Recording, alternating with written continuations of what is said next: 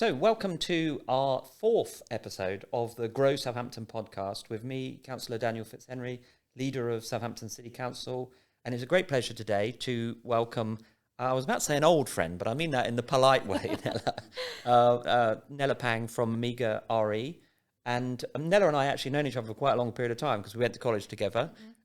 And here we are more recently on this series, on our fourth series, talking about Southampton successes, business success, starting a business in Southampton, the journey and all the things that go on with that, and why Southampton and our region is a great place to start a business, grow a business, and live. So welcome, Nella. Thank you very much for coming along today. Well, thank you for having me. I think it's only right that I grilled you in my first podcast episode, that you get to do the same to me. Yes, so. I'll be gentle, as you were with me. But no, thank you. Thank you for coming along. And you've got a great story, obviously, about coming from a sort of corporate background, mm-hmm. and then the pandemic and starting your business and family and everything going on at the same time, and being a real champion for real estate and inward investment, not only into our region, mm-hmm. into the city, but into the whole region as well. So I'm looking forward to this. Yeah, no, it's going to be exciting. Good. So how did you start your business? Tell us a bit about you and Amiga and how you started it and what the thinking was. So the pandemic actually was my silver lining, to be honest, and that golden opportunity.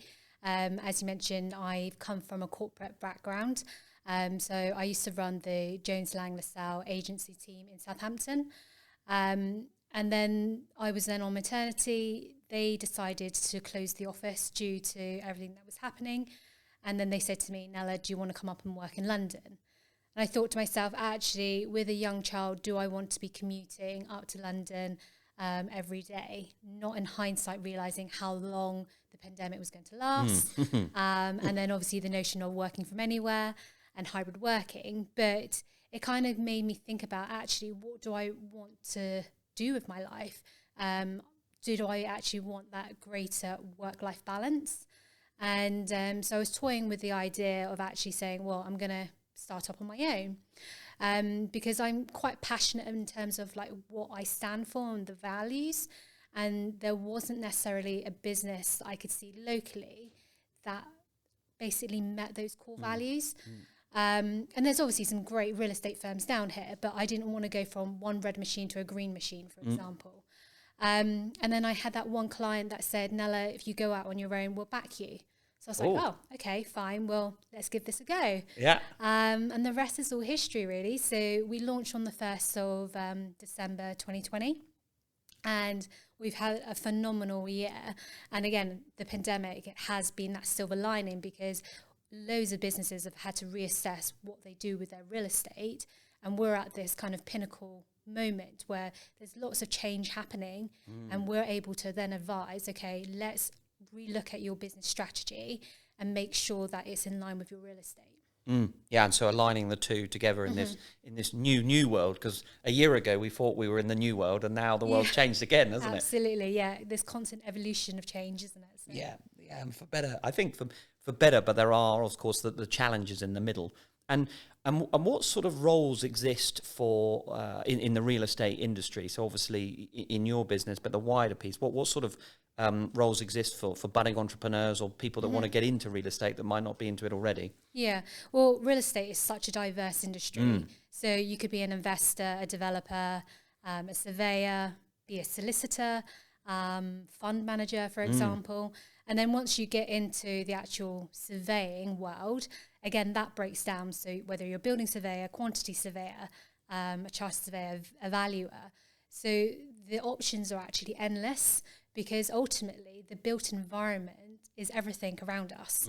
So to be able to be a part of something where you can leave a positive legacy is huge. And being able to have an effect on the environment that you work in or where you live, I think that's definitely a driver for me of why I love real estate. And what sort of areas then do you focus in as a business? Yeah, so I'm a chartered surveyor, specialising in commercial real estate, so offices, industrial, retail and development. So we're advising landlords and occupiers with their real estate strategy. So whether that is, for example, buying an asset and trying to add value within the region, or it's giving advice to occupiers that are looking at their, again, business strategy and saying, right, there's lots of changes. Do we need to be in this office? Do we need to downsize? Do we need to grow? And actually reviewing their objectives holistically and making sure that it's aligned with the future-proofing of their real estate. And I bet you there's some shifting going on at the minute. Absolutely, yeah. So again, no one really knows how much space to take. I think from the industrial market, the explosion of e-commerce and everything going online, that's seen a huge effect on terms of the logistic market, and values are going crazy. And we're just running out of space, particularly on the South Coast. So it's just trying to find, okay, where are those, I guess, brownfield sites? Where can we develop something to bring forward some new industrial accommodation? And then the same with office accommodation, where you've got this notion of working from anywhere and people implementing a hybrid way of working or distributed workforce and offering flexibility, but then they're not optimizing their real estate. So it's about educating businesses going forward. How do we actually bring people back into the office? Why are they coming back into the office? And creating that culture. Yeah, and you know, there's a whole amount there in the new world, isn't there? And of course, in April 2020, when all this changed, everyone thought that working from home would be the new panacea, and that's the way. And slowly we've sort of probably shifted back. And the new world is bringing out, as you say, those challenges around what space do we need, what does that look like, where do I want that? Yeah, absolutely. And so in terms of what, I mean, you've had an incredible journey and busy stuff going on as well, from a family perspective as well as business. What would you say to someone who maybe is listening that's thinking, actually, I would like to start a business, or someone who's got a business and who's scaling about now? What would your points be about fulfilling their dreams and their ambitions and getting on with it? I think the big question to ask yourself is why? Why are you doing it? Because once you've got that purpose, it will drive you. And for me, I obviously launched the business on the 1st of December, obviously, and being a new mum, so my son was 1 year old. I then, 20 days later, found out I had skin cancer. So then I thought, oh my God, are you kidding me? Like, I've just left the corporate world, left that safety net, haven't got an income coming in, and now I've got skin cancer. Like, oh my God, and I've got a young child. So for me, it then became about positive legacy. Everything that I do, I had this real urge that I wanted to leave something for my son. I wanted to prove that I could do it. And the fact that I am a woman in a very male-dominant industry, and actually having and kind of showcasing to people that I can be successful in my career and as a mother. I don't have to compromise on them, but it's actually being aware of, again, what is your why, having that social mission as well. And again, in terms of what I believe in and my core values, which obviously is something that does drive me, having a diverse background, I want to make sure that we're giving opportunities to the next generation. And that's something that I'm really passionate about and bringing forward. So I guess anyone that's starting a business, it's not necessarily about making the biggest money in the world, because that shouldn't be just your driver. And then people, when they say, oh, if you're going to go and work on your own, you've got more freedom. That's also not necessarily the case, because yes, you don't have to work 9 to 5, but ultimately any business owner, you never really stop working. My brain is constantly going throughout the evenings or early mornings, maybe at the weekends on holidays. And I know that I have to strike a balance, but your mind never switches off. So I think it's kind of understanding who is your support network. And luckily I've got a great support network. So, and I couldn't do it without my family, with looking after my son and my husband being there to support me. So yeah, just understanding your why. Yeah, I mean, that is incredibly powerful. Thank you for that, because I sort of have a saying of know why you're in the ring. Exactly the same thing, because when you are in the ring, like you say, you're on it, you're in it. You know, it's purpose, it's passion, it's drive.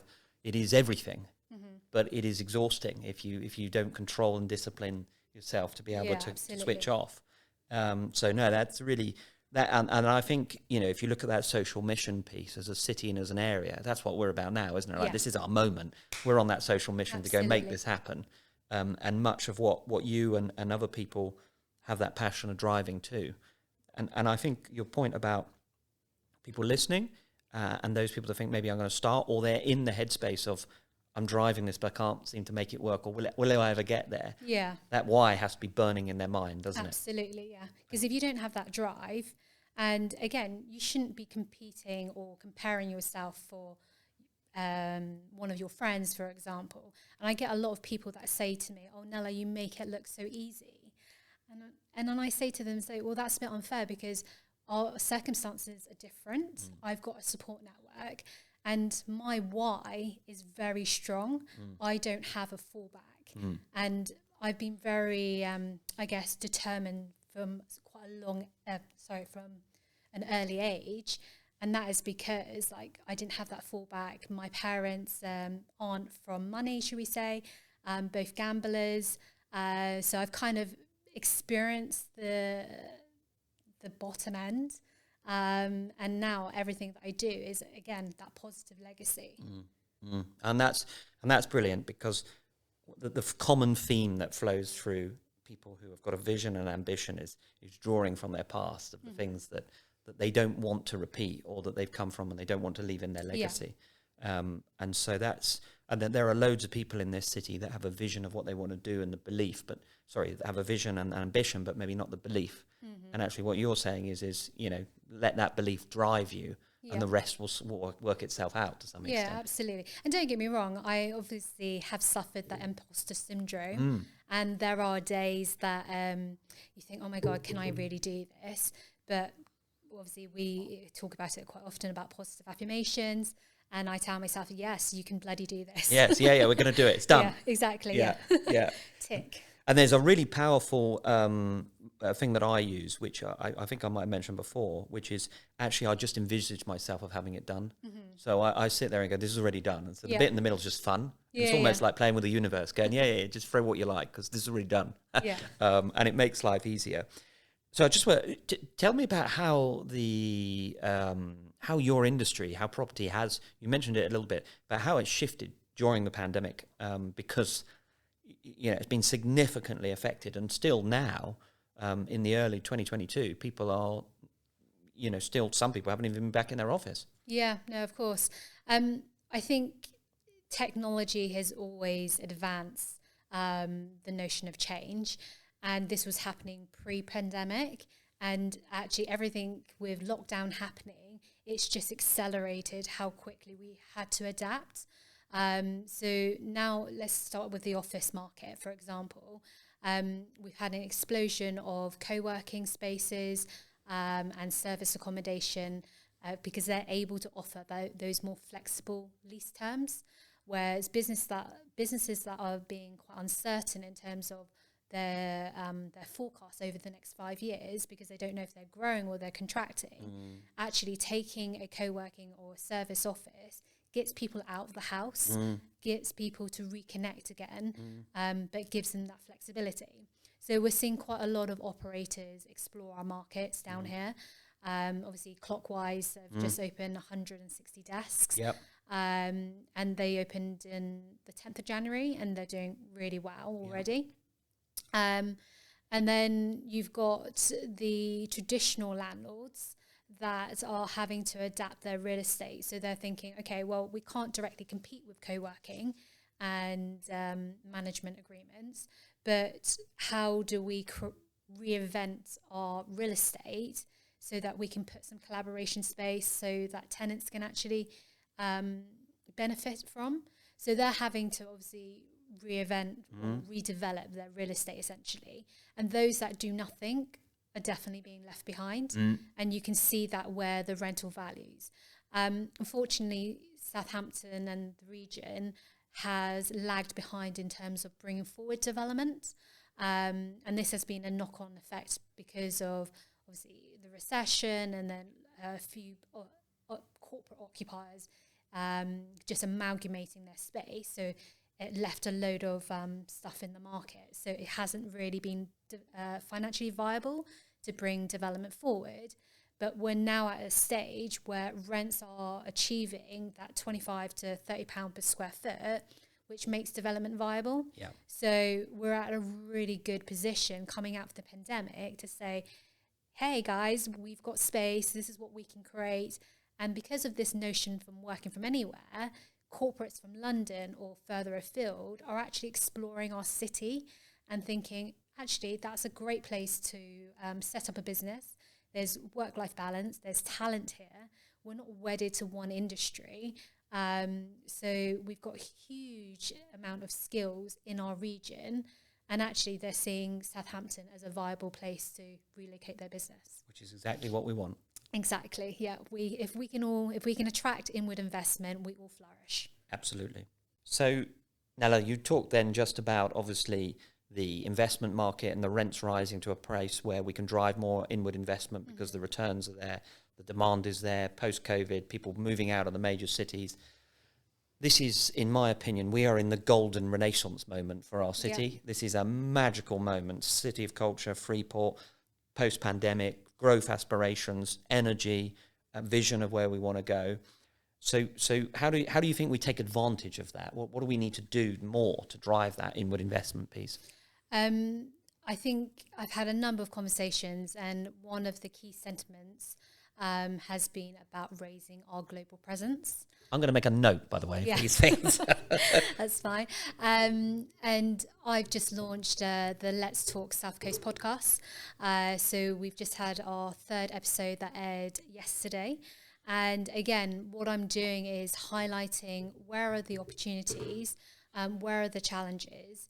And again, I mentioned about that we're not wedded to one industry. We're such a resilient region. We've got aerospace, defence, life science, tech, the professional services, all on our doorsteps. And the incredible research that we're doing and the innovation, we need to be shouting about that. Yeah. And everything that you said about the Solent Freeports, there's great opportunities. The problem is that not everyone really understands where the benefits are. Yep. So being within a certain tax zone of the Solent Freeports is a huge amount of tax incentives and initiatives, deregulations of planning. So to bring forward development or opportunities is a great place to be on the South Coast right now. So it's really interesting. Yeah, no, I mean, we've talked about MIPIN, obviously, and we're going next month in March to represent the city and the region. Loads of conversations going about this central south area that we're part of, driving that inward investment. And I think, from our point of view, I'm sort of adopting more and more. They're like, right, we're just going to go do this and we're going to make it happen. We're going to drive this through our international partnerships. But raising that global presence is absolutely crucial because as a region, we, as you said, have it all. And actually, at a dinner I was at the other day, it was mentioned that we have I'm not a maritime expert, but there are 5 types apparently of maritime, and we're the only place in the world to have all of those 5 types along the South Solent coast. Okay. And you think, wow, these are just phenomenal, aren't they? Yeah. Opportunities to shout about. Absolutely. And I think when we start talking to more and more people, and that's something that I set myself a goal, is about learning about our region. And I've learned so much. So we've got some really interesting stats coming out on the podcast. Obviously, I've just had one with Tech Nation, focusing on the tech clusters of our region and about all of these companies that are creating incredible things, and it's on our doorstep. Yep. So again, let's highlight what are they doing, because ultimately people want to be surrounded by positive people, by positive businesses. Yep. So if we can all thrive off each other, then let's collaborate and let's highlight what everyone else is doing. Absolutely. And our entire mission, and my mission is about creating an environment of success. Because you're absolutely right. Success attracts success. Yeah. We can lift the people in our city that have never had access to opportunity. We can draw people in from the world to go, wow, I want to be part of this too. Because it's fun, isn't it? I mean, absolutely. You and I could sit here all day, couldn't we? I think.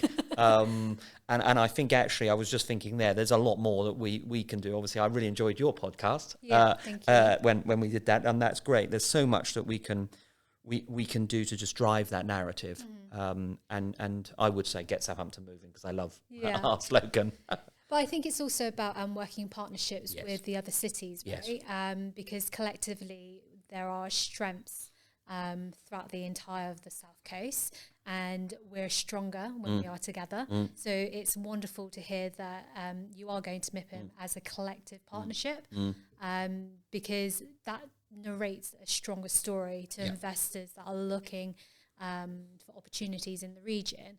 And I think because, again, I talk about it, I've said it quite a few times, but the notion of working from anywhere is really powerful. Yep. So we have the ability that let's take that opportunity, let's highlight what's happening on the South Coast and in our city, and actually say, right, you want that work-life balance? We can give that to you. Yeah. You want a development opportunity? We can give that to you. Yeah. You need access to funding? Here are the partners that can support you. Yeah. So having that kind of collective narrative to say, we can help you, we can do all of those things, and be I guess, what's the word? Be a solution as opposed to a problem. Yeah. Well, we're creating solutions to problems, aren't we? And then we're creating opportunity from the problems or the challenges. And we're helping people fulfill their dreams as well. And I mean, ultimately, there's a lot of time being spent by me at the moment with our partner leaders around in my position and in the area to do exactly those things. And just a bit about back to sort of the thing that you're an expert and master at in terms of landlord-tenant relationships. How have they changed in the pandemic, or how do you see them changing if they haven't shifted yet? Yeah, so there are definitely there are certainly a few dinosaurs in the market that haven't changed, and they're thinking that, oh well, I've always done real estate this way, and we're just going to continue to make money this way. And actually, you're already witnessing those that haven't altered their opinions or their strategy. They're the ones that are getting left behind. So the landlords that are actually engaging with their tenants and actually trying to understand what do you want to run your business are the ones that are thriving. Because ultimately, we've gone through a pandemic where health and well-being is now at the forefront of employees, or everyone wants to know. Obviously, we just come out of a global pandemic. We're fighting with an invisible virus that it's shifted everyone's mindset, right? So when you go into an office, you're thinking, well, why am I coming here? What's the point of coming here? I can just work from home. But if it's actually much more better for your health and your mental state, then obviously coming to an office to be much more sociable, collaborating with your colleagues, that's obviously going to be beneficial. And ultimately, if a business is looking at the end user and saying, right, how do we attract staff? Because the whole war for talent is huge at the moment. Again, working from anywhere, you're getting staff that are being poached up to London to say, well, you can work, we'll give you a salary to work in London, but you can work from home. But actually, we need to counteract that because not everyone wants to work from home. It's not viable for everybody. Obviously, I have a young son, and I'm predominantly working the office because I can't work with a 2-year-old running around. And I've done a few Zoom calls where he's sat next to me and he's doing some painting, and I'm trying to be all professional and like, he's got paint all over his face. So, I think it's not for everybody. So I think once a landlord can appreciate what a tenant wants from their real estate, then obviously that's where they can build that relationship. Yeah.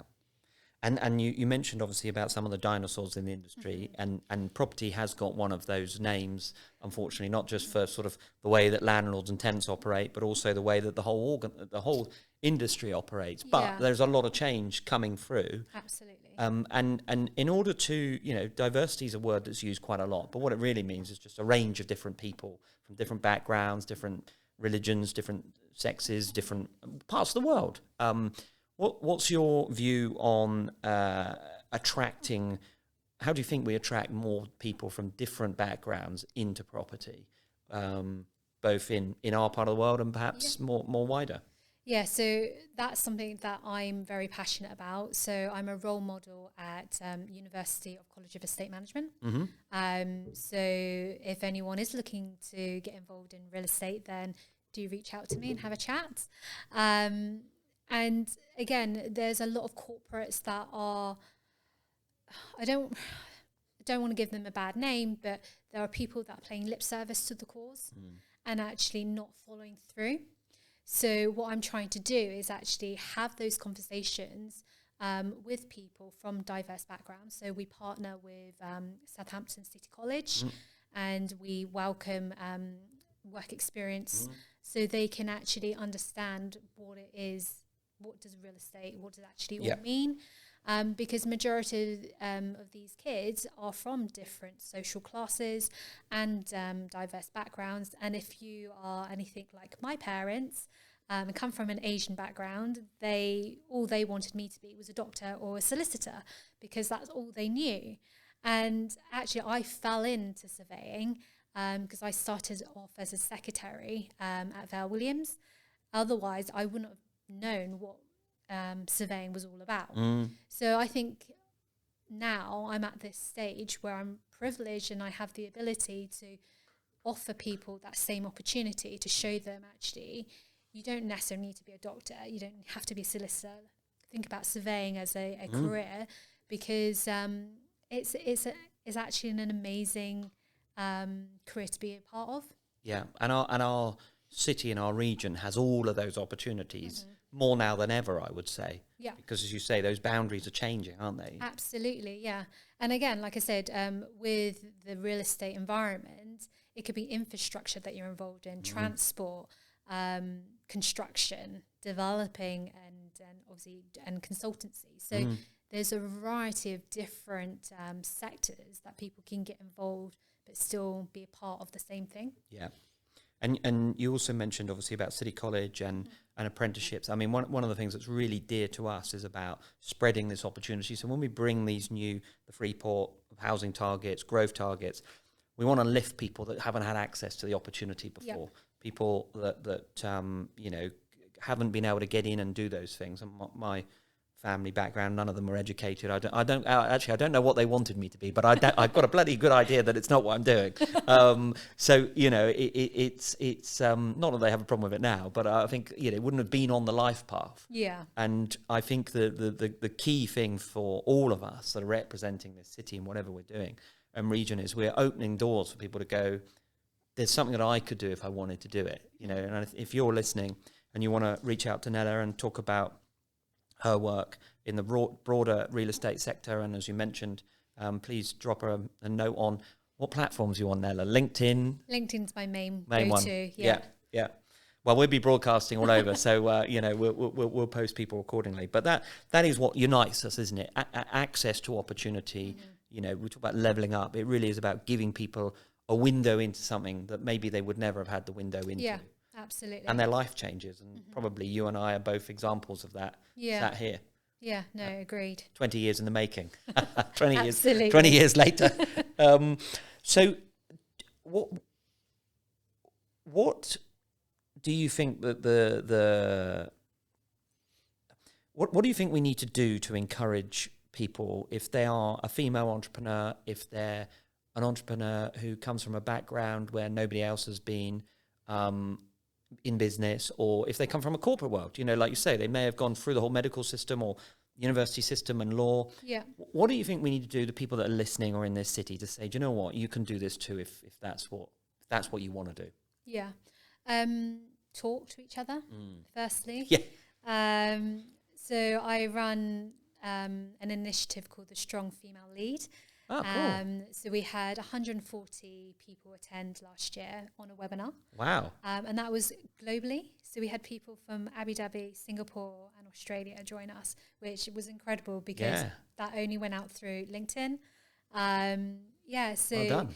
Yeah, and it was all about sharing our stories, and that was predominantly to deal with women in property. Yep.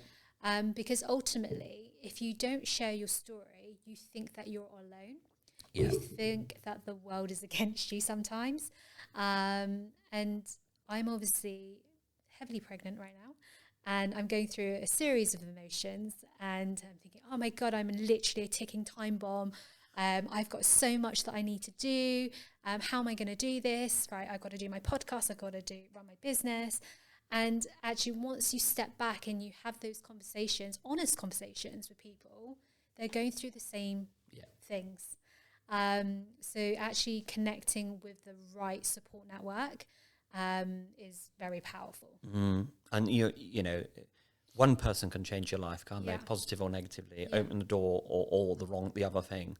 And I think when it comes to starting or scaling, you know, there is no right and wrong answer. You're gonna make mistakes. You're gonna do things. I've done many of them that have gone wrong, but actually they're never wrong because they're just learning. Absolutely, you learn from your mistakes, right? Yeah, and subject to you learning from your mistakes. Subject to you learning from mistakes. I always think, you know, going skiing downhill is a lot more learning than skiing uphill. It's great to ride, but you know, at the end of the day, we learn a lot more when we're going south. So, have you got one little tip that you would say that someone listening right now, would it be just to talk to someone if they? Oh yeah. So when I first launched, I tried to find people that were in similar situations to me, in a sense of a female in property that has launched on their own. And it was really difficult to find anybody. So I actually searched through Facebook groups and just joined a load of like startup entrepreneurs just to see what they were doing. I'm just on the Solent workshop, which ultimately is there's 10 business owners, and we're going through this stage where we're just asking people questions and thinking, have you thought about this? We're explaining what our pain points are, and we're providing that support network, a bit of a soundboard. Yeah, so excellent. I guess it's joining those sort of networks and thinking about don't do it on your own, because ultimately there are people in the same position that are trying to do a similar thing to you. So yeah, connect with people in your circle, right? Excellent advice. So there's the Southampton question, Nella. Why choose to set up in Southampton? What's so great about our city? Yeah, good question, because I don't live in Southampton anymore. I live in Winchester. But spend all your time here. But I spent, to be honest, I spend all of my working hours in Southampton. It's my whole career in real estate, 20 years has been in Southampton. This is where my network is, where my clients are, and there's a great buzz. And actually our offices are based on Grosvenor Square, which is one of the main commercial districts of Southampton. And it's great because there's always something to do. There's always something, somewhere to go. And I love Winchester, but that's where my personal life is. So to have that separation is quite nice. Yes, yeah. And it's only 16 minutes on the train. Did you know that? Yeah, I was on it this morning. Up to Winchester and back. Oh, yeah. Right. Yeah, so it's really easy to be connected. Yeah. And like I said, my network is here, so it made sense for my business to be here. And obviously, like I said earlier, that given that I am a new business and also coming out of maternity and having a young son, for me, I needed to have an establishment to tell my clients that I'm doing this seriously. This isn't a hobby. This is not part-time. I'm committed into an office in Southampton. Yeah. Excuse me whilst I choke on the water. So, and that's really powerful because you've, like you say, 20 years in networks here. You've seen through, you know, the city centre master plan, the delivery of all these things, and here we are into the new stages. And what do you think the opportunity is here right now? compared to, well, not necessarily compared to Winchester, but like you say, it is very different. So the region has a lot of different things to it, but dare I say, I would say we're the sort of growth engine in all of this. But Absolutely. what do you think the opportunity is right now? I think there's huge amount of opportunities for Southampton right now, particularly the Solent Freeport. What does that actually mean for businesses coming into Southampton and the opportunities globally? Everything that's happened with Brexit, the pandemic, we are at this pinnacle moment of change. Like I said, we're significantly cheaper than the likes of London in terms of rents. So if you were going to take an office in the West End of London, you could be paying £110 per square foot. And I'm saying that to make a development financially viable, you have to be at that kind of £30 per square foot. Yeah. Significant savings.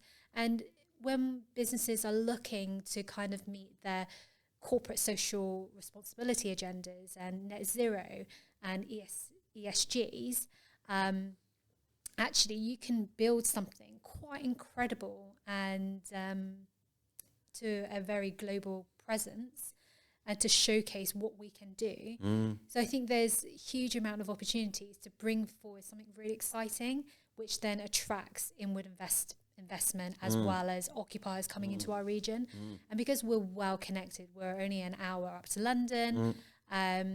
We have one of the UK's busiest ports. So you've got all of that. It's a great, resilient region, right? Well, absolutely. And one of the things, this might be me announcing policy in public, but one of the things we want to do is, and work with our economy teams and partners such as yourselves and others, is to go, right, okay, who are the people, UK and globally, we want back in our city? And then we go target them. We go, Absolutely. This is the offer we can give you here. Obviously, some of them might go in the Freeport if they're in the manufacturing or production of stuff. But if it is office space or need for ancillary support space, we want them here as part of our thriving city centre, regional hub, global port presence. Absolutely. And that's the thing that we've witnessed huge corporates relocate from one major city to another. And from the Midlands up to the north, for example, why can't they relocate to the south? Yeah. The answer is yes, they can. Because again, this notion of working from anywhere, which I keep on banging on, is a huge opportunity that we should be grabbing with both hands. And we've been quite shy, I think, as a region, as a city, on sort of our key selling points, our opportunity. And I sort of call it shameless self-promotion now as an area that we need to adopt. Because we are a Rolls-Royce. We have all of those components. We're a massive, as an area, as a region, we're a massive contributor, net contributor to the exchequer. So there's a lot going on for UK's growth plans and global Britain and levelling up and all these things that we are at the forefront of. And we can demonstrate how to do that. Yeah, absolutely. And I think one of the other opportunities is focusing on those tech clusters, for example, and bringing them together. Because ultimately, tech want to be with tech people. Yes. Researchers want to be with researchers. So let's kind of highlight what they're doing in our markets so that they do gravitate down. Yeah. And in terms of the changes that are coming, how do you think the property industry, real estate needs to innovate? Where are the obvious areas that you think the innovation needs to come, in the next 12, 18 months? Yeah, so I think, as you rightly said earlier, the industry can be quite slow in terms of turning around real estate. And we have to be quite innovative in terms of lease terms, because ultimately some businesses don't know how much space that they need to be at maximum capacity or to optimize their space. So we have to be quite creative with what we can do rather than say you have to sign up for a 25-year lease. That's a massive commitment for any corporate thinking, okay, well, I don't actually know if we'll be at full capacity. What will offices look like in 25 years? 25 months. Yeah, exactly. So you have to kind of think of okay, you can't sign up to a 25-year lease, but let's put some break options in there. Let's put some penalties in there so that you're getting flexibility. We're getting return on risk as well. And thinking about, okay, can we then put a management agreement in place, for example, where someone comes in and does like a co-working or service offices, so that you can build that quantum. So I think in terms of those type of things, in terms of leases, you've got to be quite creative. Yeah. The other thing is that the real estate has got to be much more responsive, and they've got to be more willing to listen to the end user and adapt. Because certainly for me, launching a real estate firm, a commercial advisory, we've had to adapt significantly in how do we market to our right audience. So using social media, getting with the kids, I guess. We're still in that category. Just I'm learning huge amount from all of the guys that come in for work experience. Like, what does that mean? Yeah. TikTok. Exactly. Yay. Yeah. I know that you're on that. I haven't yet joined TikTok. I'm gently embracing it. So again, like, you need to think about the next generation. What is driving them? Because ultimately, what drives them is different from what drove us. Yeah. So you need to put yourself in their shoes, because they're the future. They're the ones that are going to determine the future of real estate. Yeah. And that's a really powerful point, because what I really would like to know from you as well is what on that premise, and given that obviously you've family and baby number 2 coming, what does Amiga look like in the next 12 months in terms of you having to balance all these things, and then the next 3 to 5 years, given all this change going on and the fact that you're broadening your team and people are doing things, will need to do things for you whilst you're looking after the little ones for a bit. Yeah.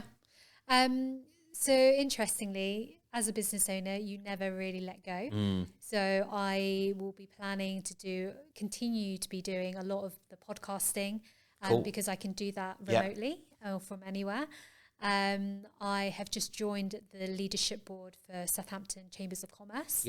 Again. Oh, yeah. I think I knew that. I'm not sure. I do now. Only as of Tuesday. Okay, no, I didn't. So fresh news off the press. Thank you.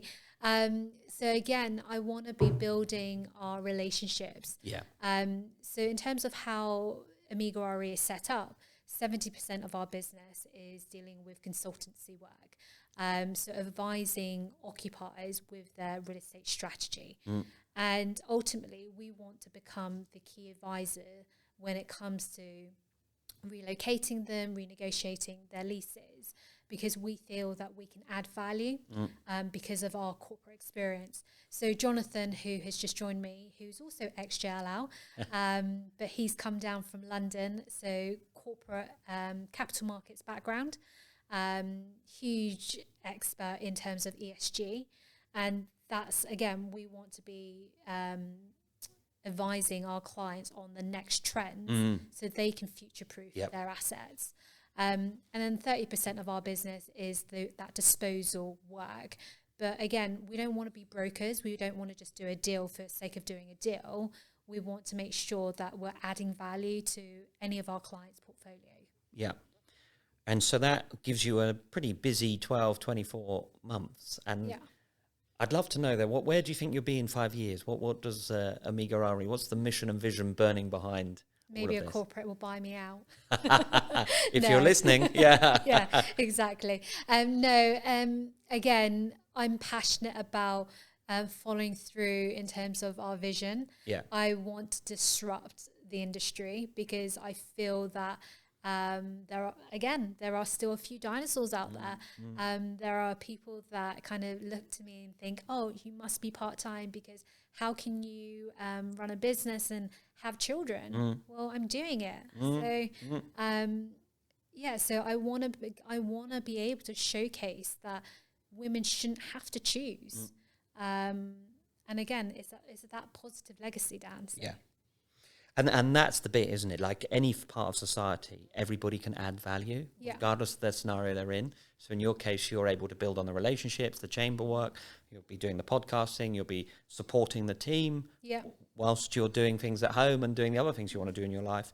And I think that's really powerful, because the message there is at any one time, regardless of the things that are going on, we can all carry on doing the things we want to do. Yeah. And it's not either or, is it? No, it can be indeed. 1 + 1 does not just equal 2. Yeah. You know, it's a bigger game than that. Yeah, and I've got clients that have joined me since I've launched Amigurari that I've worked for over a decade, and it's great that I have that loyalty, and that's because we've built a strong relationship. And I came across a stat the other day that actually having a diverse organisation, you are 15% more likely to surpass your peers. Wow. So it's really important to have that diversity, because otherwise you only get one perspective. Yeah. And the fact that I can relate to a lot of working mothers, or somebody that hasn't gone through a traditional degree route, because I studied full-time, working full-time for 8 years to fully qualify. And that's probably one of the most difficult parts of my chapters of my life. Me having a baby and running company, that's easy. In comparison to well, that's always the good thing when you go through these challenges, then you have a new one and you go, no, we can get through this. I can do this. It's already done in my head. Exactly. Well, that's really powerful, and what I love is that vision and drive, you know, and that sense of purpose that is sat behind it, and the power of that for our listeners and the people of the city and the people of the region to go, you know, if you're listening and you're an investor and you want to come here, great, but if you're a person that lives here as well and you want to start something or grow something, there's also a lot of people running a business, already running something that's reasonably successful, and they think that, oh, if they're female, you know, I want to have a children, how do I do both? Or if they're male and they go, actually, obviously, you know, I want to do something else. But actually what we're saying is you can have it all. Yeah. You know, of course, there's balances to be had, but it is about getting that balance right, isn't it? And I have to say, actually, because I don't think I've mentioned it already, that since I've launched, obviously LinkedIn has been really powerful. And so many people have reached out to me and said, oh, congratulations, well done, really, I wouldn't have been able to have done that. And then they've supported me or they've referred me some opportunities. Cool. But the other thing is that Southampton City Council, like the initiatives that you're throwing out, so Sajid Butt has put me on the digital upskill workshop with David Taylor. And that was great because he reviewed everything that I was doing. And ultimately, I've never launched a commercial real estate firm myself. Obviously, I had, working for JLL, there was 400 people in the research team doing all the marketing. I then went to me doing everything. Comms. Me. Exactly. And I had to learn all of these things. And I was thinking, right, so do I go on Facebook? Do I go on LinkedIn? Do I go on Twitter? All of these things. And actually sitting down with David and him saying to me, Nella, where is your engagement coming from? Where are your referrals coming from? Because are you wasting your time doing that newsletter? But actually our newsletter has an open rate of 35%, which is apparently really good. We've, like I said, we've just launched the podcast. We're in 2.5 weeks in. We're up to 2,000 downloads.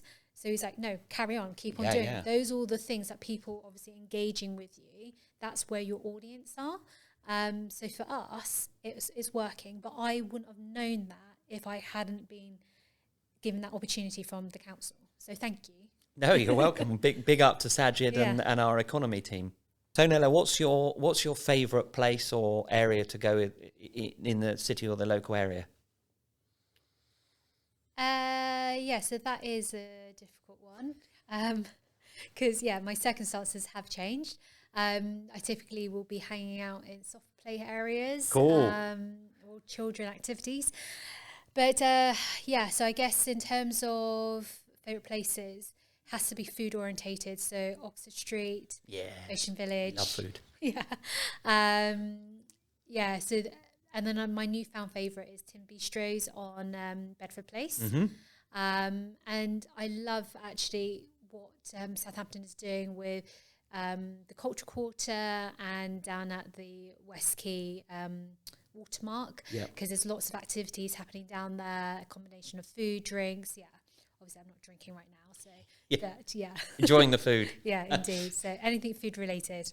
I'm with you with that. Food and coffee. I'm not a great alcohol lover myself, but And we're livening up these different areas. So we've got Bedford Place that we're investing in and going to be moving forward with plans shortly for permanent pedestrianisation of Colton Place. We've got that bit around, as you said, around West Quay and the walls and the lively activity. And then we've got Oxford Street and Ocean Village. And one thing we really want to do is draw out the life of the pop-up opportunities in the parks and the open spaces moving forward. So that's really on our agenda. So plenty of places to enjoy food and coffee. And in the summer, it's a bit like being in the Mediterranean sometimes when you're looking out over Ocean Village, and it's lovely and warm and the water's still. And then in the winter, it is what it is. Yeah, it is. So I suppose we're coming to the end now of our time, and thank you very much for all the things we've talked about. It's really, really powerful, that the why bit and the purpose bit, which resonates with me. But what advice would you give to someone that's listening, that may be starting a business or scaling a business, and what would you say to an investor or developer looking at this part of the world? Okay. So if you are starting a business or trying to scale, firstly, get down your positive affirmations. Look at that every day, and remind yourself that you can do this.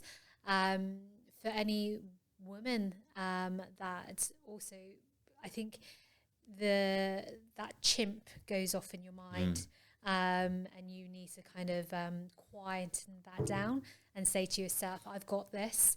I think the self-doubt can ruin a lot of people, whether you're male or female. But ultimately, when you are a working mother, you suffer it with a little bit more of anxiety, I think, because you think, you've got that mother guilt at the same time as career guilt. But ultimately, I think that I'm probably more focused now than I've ever been, because I have a little human at home that I need to make sure that I finish off this task, because I want that work-life balance.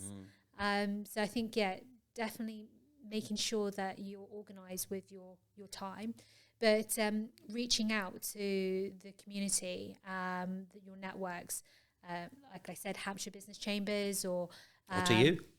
Or to myself, yes, happy to have a chat, because ultimately, if we can share knowledge and our experience, it can have a huge effect on someone's life. Yeah, absolutely. And we do so much more. I mean, this is the power of humans. The things we will do for others are so much greater than we'll ever do for ourselves. You talked about your motivation there, for doing it for your son, and those things drive us, don't they? They when it comes to the core, and you have a challenge and you've got a why and it's burning, and it's usually about someone else. Yeah, you're like, right, I'm doing this. This is done. Nothing's getting in my way. Yeah, absolutely. Yeah. Which my husband tells me all the time and says, you need to prioritize. Like, no, I need to do this. Yeah. And that's the blessing of a great support network. Exactly. And then your second part of your question about how to attract investors, and what to say to them. So I think we're at this pinnacle moment of change and huge amount of opportunities with the expansion of Southampton Runway, the Solent Freeports.